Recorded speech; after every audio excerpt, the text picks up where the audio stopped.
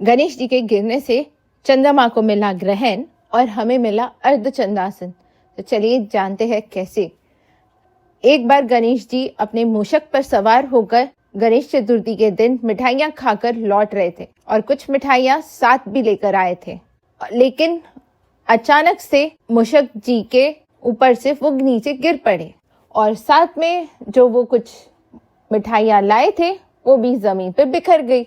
अब ये सब देख चांद उन पर हंसने लग गया और उनका मजाक उड़ाना शुरू कर दिया। उनके पेट को लेकर, उनके दांत को लेकर, उनके सूंड को लेकर, और इस तरीके से चंद्रमा ने गणेश जी का अपमान करना शुरू कर दिया।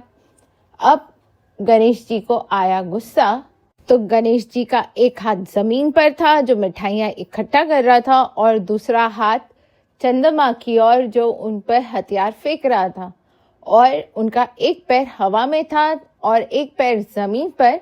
तो इस तरीके से गणेश जी एक पैर पर अपना संतुलन बनाए रखे थे, जिसे हम अर्धचंद्रासन कहते हैं।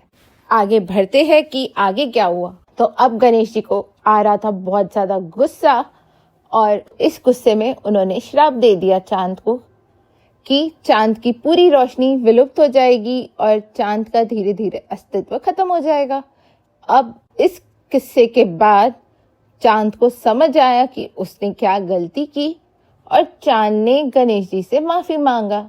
अब गणेश जी ने माफ तो कर दिया, लेकिन जैसे कि आप जानते हैं कि श्राप विफल नहीं जा सकता, तो श्राप में उन्होंने कुछ परिवर्तन कर दिए।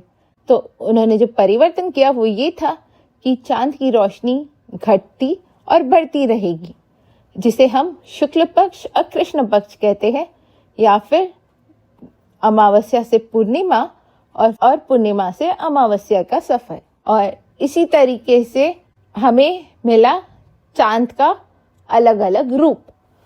और उन्होंने साथ में कहा कि चांद की रोशनी कुछ समय के लिए पूरी तरीके से चली जाएगी, जिसे हम चंद्र ग्रहण कहते हैं। और साथ में उन्होंने उन्हें ये भी कहा कि जो गणेश चतुर्थी पे चांद को देखेगा वो गलत इल्जामों में फंस जाएगा।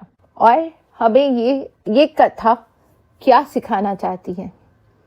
अर्धचंद्रासन से हमें सिखाती है कि जिंदगी में संतुलन लाना बहुत जरूरी है। दूसरा, चंद्र ग्रहण हमें ये सिखाता है कि कुछ भी स्थायी नहीं है, सब कुछ बदल सकता है और सब कुछ बदलता है।